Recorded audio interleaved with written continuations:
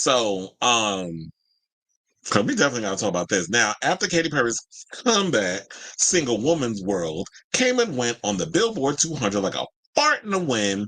It looks like the hot and cold singer is having a pop emergency crisis. And it's funny because I've had people in the comments about, oh, she don't care about the chart. She don't care about this. She gonna do whatever. I said, child, y'all clearly don't know these artists. Of course she's shitting a brick over the fact that Woman's World is like a song that should have been dropped 10 years ago, let alone, I should say, I'll go far back and say 3 years, back when, because it sounds like Stupid Love, the song that Lady Gaga did on the Chromatica album. Quiet as a kid. I know y'all probably don't want to hear this, but Stupid Love, even though I don't particularly care for that song, I really wish y'all would have released Alice as a damn single. That is my song. And it should have been a little longer. But because it's kind of got like a little gospel housey, deep house type vibe, and I live for it. That and what's the Babylon? I do love that song too, but I know this is not about Gaga. But if you're gonna rip Gaga off, I guess we're gonna talk about her in the conversation. Stupid Love is like not one of my favorite songs off that album. It irritates me, which is probably why I don't also like Woman's World. It sounds similar in the by numbers pop vibe that they have, but it just goes to show that this song is dated. And Katy didn't care because she was more interested in getting a hit by any means necessary. So, according to the Daily Mail, they said Katy Perry is pointing the fingers at everyone but herself after her comeback single Woman's World failed to set the charts alight. Oh, yeah, okay. That is what it says. According to insiders who claim she is desperately scrambling to devise a new plan to save her musical comeback. The singer, who's 39, released the lead single from her forthcoming 7th studio album, 143, last Thursday, but the track, billed as an empowering feminist anthem, was quickly dismissed as unoriginal, hypocritical, and formulaic. The Teenage Dream hitmaker also faced criticism for the sexualized nature of the accompanying video, as well as her decision to work with music producer Dr. Luke, who's 50, after his highly publicized legal battle with TikTok singer Kesha, who's 37. Now, with the single plummeting down the US iTunes charts less than a week since its July 11th release, Katy is said to be freaking out and demanding that her team go back to the drawing board to save her album from suffering the same fate. Saying, and I quote, Katy is freaking out right now because she is very aware of the feedback that Woman's World is getting, an insider exclusively told DailyMail.com. She is pointing the fingers at everyone but herself, but it is her own fault. Especially when there was a story that was done that they had told her that she needs, that I don't think it's a good idea to work with Dr. Luke knowing the circumstances. Now, I will say this. There has been no proof stating that Dr. Luke assaulted Kesha.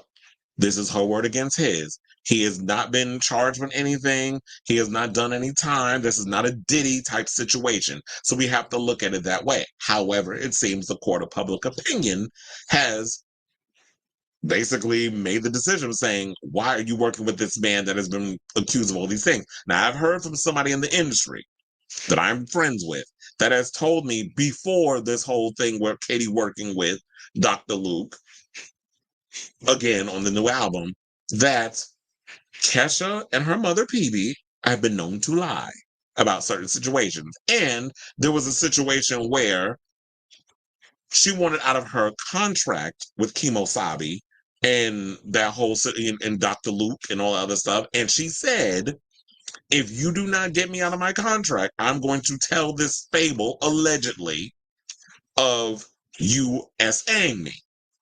So that has also been the rumor floating around, which is why a lot of people said that Katy Perry does not believe that this happened to Kesha. And I like Kesha. I like the new song. It was produced by the same people who did Troye Sivan's Rush, same producer. So I do like Joyride. However, if he has not been, and this is me playing devil's advocate, if Dr. Luke has not been accused of these things that Kesha has stated that has happened to her, why are we still crucifying Dr. Luke in this way? This is just me asking. Because I could have sworn in the court of law it's innocent until proven guilty.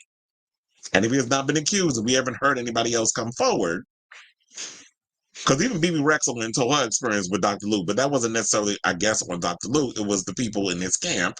And then the person said, when we talked about it on the show before, that, excuse me, that oh, you don't tell him that things aren't going great because they'll fire you, whatever the case is. So he could be cutthroat in the way he does his writing sessions, whatever.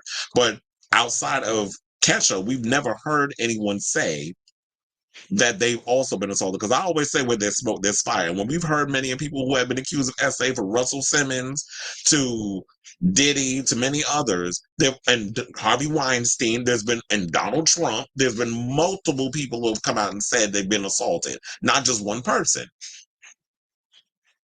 Because the SA ain't just going to just hit it one time and quit it without permission.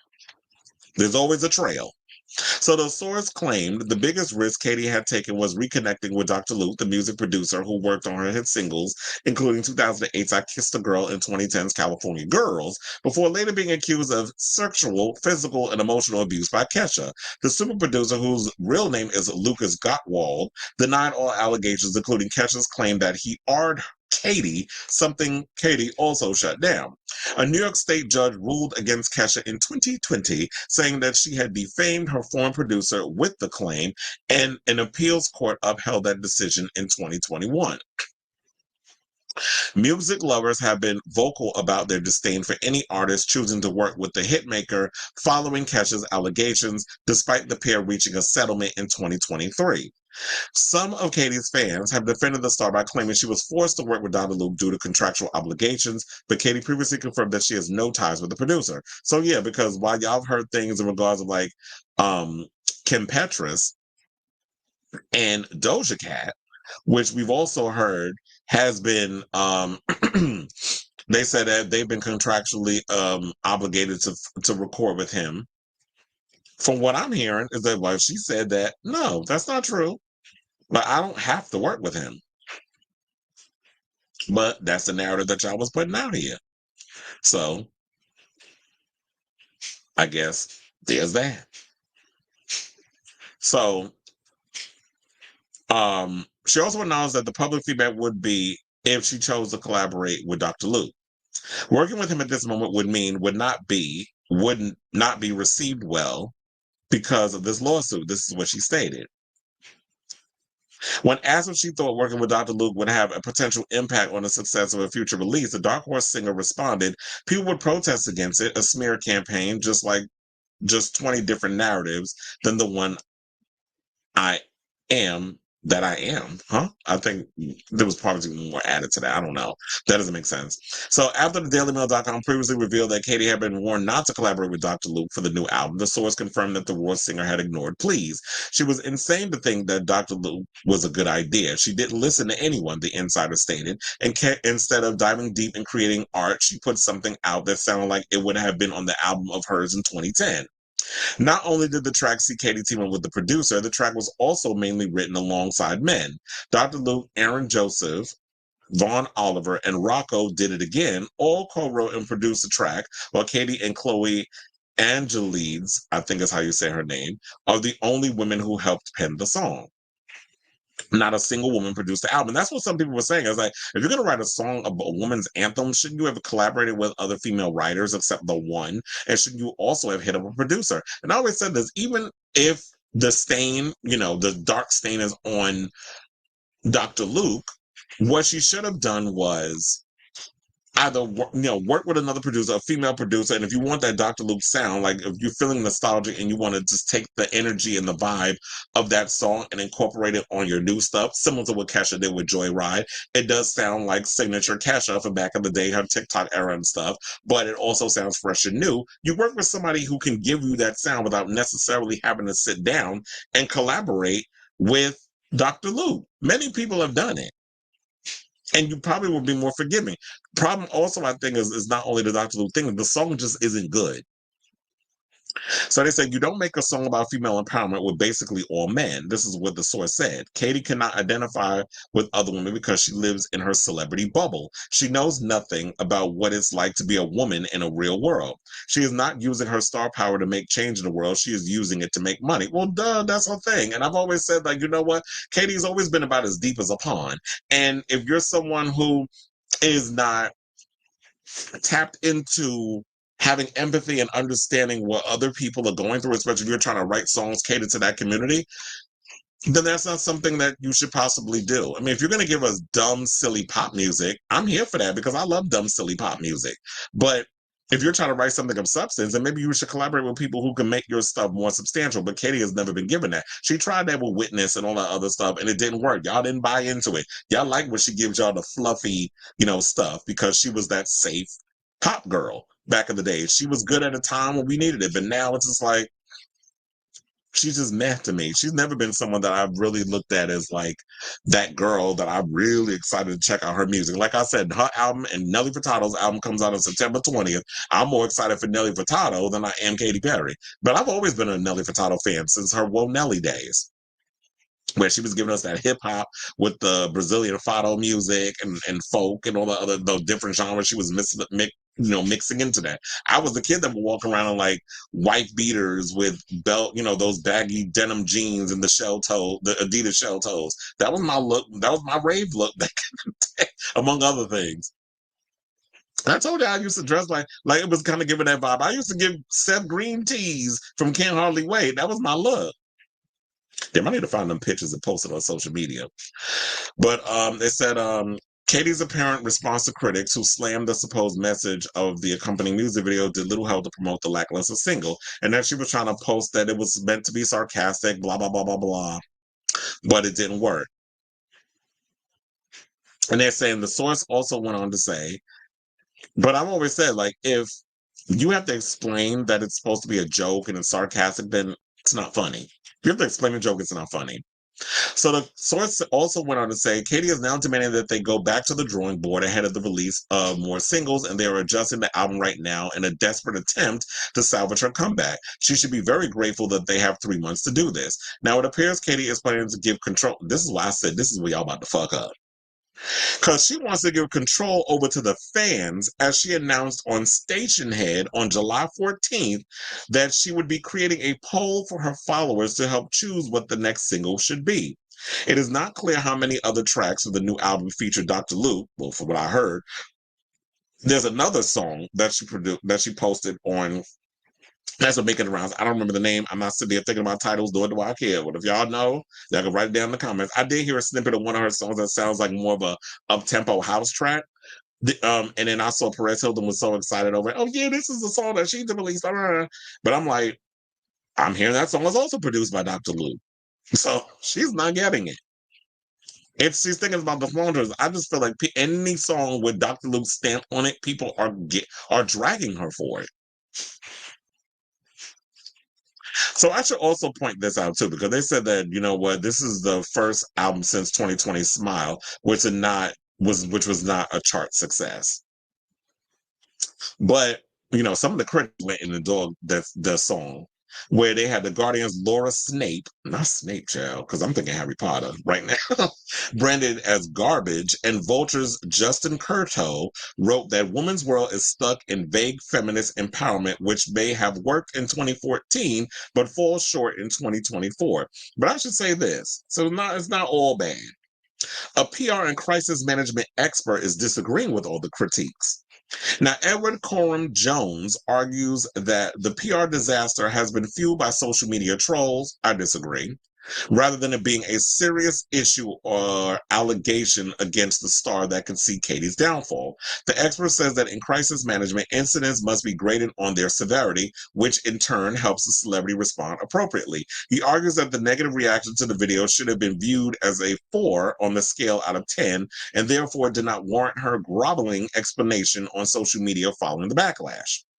He says this may have only made matters worse, saying if you respond to a type 7 crisis with a type 4 response, it can cause chaos for reputations. This is what the CEO of Go Up explained to the Mirror. However, respond to a type 3 crisis with a type 7 response, and you risk inflating the disaster in people's minds, making it much, much worse. Now, mismatching your level of response with the actual level of disaster is one of the most common crisis PR mistakes that we see. Again, it can quite literally be the end of careers. Defending her choices for the satirical video, in a clip shared to Twitter, the mom of one captured the post, "You can do anything, even satire," and that was all in caps.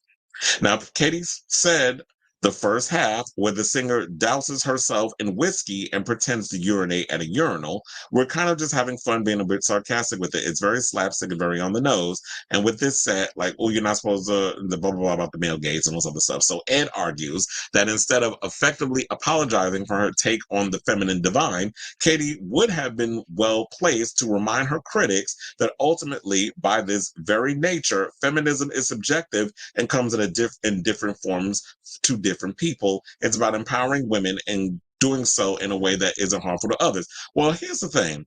First of all, Ed, you giving her way too much credit because I don't even think she's that smart to even come up with that, or even her damn team. So you giving her too much credit where she could try to flip it in a way as it's like, oh, well, she's smarter than the average bear. She ain't giving that. She definitely gives me airhead tease. Or what could we do to get on the charts and pop? Like, pop is subjective. Like, there's no guarantee that your song is going to be a success, especially with the people now being the driving factor of hits. It's no longer the labels. They said the key would be to find a way of doing this that is soft, kind, non-judgmental, measured, and understanding, while also being strong and assertive. This is he says while the track isn't her finest move, he reminds fans that she hasn't done anything behaviorally that's reprehensible or out of the ordinary. Well, clearly you haven't been paying attention, because Katy has done things that has pissed people off. They showed her one time she was voting Republican, even though I did see that she posted Kamala Harris on her Twitter out and her other social media platforms. I don't know if she's being informative or this is her really, because some people feel like, oh, if you vote Republican or whatever, and you show yourself voting Republican, then you vote Republican all the time. That's not necessarily true, because there's some Republicans that I know that will vote Democrat against someone else if their ideals don't match with theirs. It's like, oh no, we're not voting for no damn Trump. They're not in lockstep all the time. I think also the same thing with Democrats. We don't all follow a whole lockstep idea. I don't want to get too much into politics. We already did that with Kamala in the beginning, but I'm just saying that. So is that also some of the problematic things that people said that she has done in regard, like she grabbed Shawn Mendes' butt on the red carpet without his permission, whatever. People was mad. People talked about that. She was on Justin Bieber inappropriately. There was like, we saw footage of that. Then she went and kissed someone on America Idol without his, like, he was like, I've never kissed a girl before. And I guess he had a girlfriend at the time, and she tricked him and was like, do the whole thing on the cheek. And then when he went to go, she kissed him on the mouth.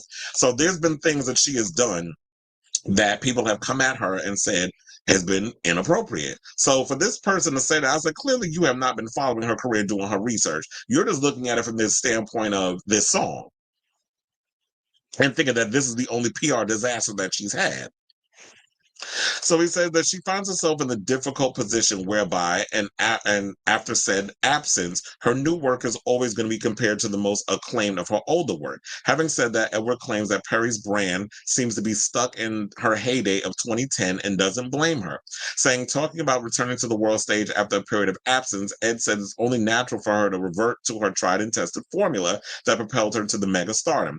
From a marketing and PR standpoint, by far the safest option for a new mom returning to her career after the longest absence is to revisit the tried and tested. The only other option would have been to take the huge risk of completely reimagining herself, both branding wise and musically, stepping away from the ingredients that brought her such stratospheric success in the past on the punt of a new, untested musical strategy. But we're not saying that you're going to have to go far too over to the thing in order to change up your zhuzhification or your whole style. But if she's dabbled in pop and all the stuff, she could have, as said before, you can work with someone who has that, like what Kesha did, and so many others. You take the sound that you're known for, but kind of just, you could still take a nod back at what made you pop and what made you famous, but also bring something fresh and new to the sound. Which is why I say Kesha's song works and Katy's does not. Now, it says, before undertaking too much of a brand turnaround and looking to expand your existing fan base by making inroads into a notoriously hard to, he about to read Gen Z. He said, y'all hard to please. He said it's first important to shore up your support with your existing fans. By departing too much from her brand, she risks ostracizing those diehard admirers that brought her fame in the first place. That's not to say that there aren't strategic PR tweaks that she can and should make. I'd argue that it's possible to cater to her core demographic while not ruffling the feathers of Gen Z. Now, lastly, Ed argues that there is still time for her to turn her fortune around, saying the full album release 143 is still 2 months away, giving her enough time to make meaningful changes. While he says the age old saying of there's no such thing as bad publicity is nonsense, he believes Perry could leverage the mass attention on her currently. Saying the Woman's World music video is less than a week old and it's already had millions of views. Well, no shade, but it's actually got more dislikes than likes. So it says, thrusting Perry straight back into the center of the international pop music conversation. She can and should leverage this with interviews, appearances, profiles, you name it. She should be doing it. Yeah, get ahead of it. And look, I have to say this at the end of the day, I just knew this shit would happen. Now, she more than a manufactured pop act. I've been saying that about Katy for a long time. And there's nothing wrong with being a manufactured pop act. As long as you give me something to, snap my neck to and have a good time with, I don't care. As long as I know what it is you giving, it's no shade to me. But when you be trying to speak, you on one thing, but you trying to feed me another, it's like, girl, don't try me. Don't insult my intelligence. So I'm not surprised by the fact that she's freaking out that the music isn't selling to consumers. Now, from the moment I heard the snippets of Woman's World, y'all know from watching this show, this is how I've always felt. I said in my gut that this song will be a chart miscalculation. I said this is a bad move. The song is not giving. The clips that I've seen in the video and all sorts of stuff, the stills, all these other things, I'm like, this should not be your first single. This is a misfire. It just didn't sound current, didn't sound fresh, didn't sound exciting to me like we saw from her back in the day. But maybe the curtain's been pulled back and we see her for who she is. So Woman's World, sounds like a track that was made for the pop charts 10 years ago rather than what's substantially current. The video also seemed disjointed and was hard to pinpoint exactly which, demo the visuals were pandering to. Because when we watch the video and stuff, we sit there looking like, okay, so who is this for? Like, are you pandering to people of color? Are you pandering to women? Are you pandering to Gen Z? Like, who are you trying to capture? And all? It was too much going on, and it really did not pinpoint who exactly this song in this video was for. So, and I've been saying this for months, we are in a different time right now, and Katy's music feels like it's stuck in 2014 with no signs of evolving. And while I'm a fan of fun, dumb pop music, I just feel creatively and sonically, Katy is about as deep as a pond. And the moment you start allowing your indecisive fans to dictate your next career move by allowing them to choose your next single, it's showing cracks in the dam. So, do I think that this new era is doomed? Well, I definitely think she shot herself in the foot by including Dr. Luke on her upcoming album. And while she's never he was never convicted, as I said earlier, of S.A.ing Kesha. It seems that he has been crucified by the court of public opinion, and no amount of switching musical discourse or crisis meetings will change that. Now, if Katy was smart, she should have done what Kesha did, which is hire a producer who could give you the sound that you were known for, the Dr. Luke sound, without actually having to work with Dr. Luke, like I use many a times throughout this article or this topic. Kesha's Joyride sounds like signature Kesha, but it sounds fresh and current. So good luck there, because even with your seventh album dropping the same day as Nelly Furtado's seventh album, I just don't see 143 being the dark horse in the musical comeback that you were hoping for. So I say all this to say, guys, what do y'all think of this story? Do you think that Katy does have an opportunity to make the comeback that she wants in regards of not, she stumbled with the first single. The second single, I will say, does sound promising. I told you, as a music fan, as someone in media, I'm definitely going to check the album out to get my overall opinion on it, because I'm not just going to be dismissive and biased. Like, oh yeah, she's trash because she worked with Dr. Luke. If that's how y'all feel with the situation, that's great. But someone who is in the media space, I have to do my due diligence and listen to the stuff, and same thing with movies, and watch the things. So y'all don't have to. And I'll give y'all my overall assessment and my overall thoughts on it. So, speaking of thoughts, let me know what y'all think of this story in the comments down below.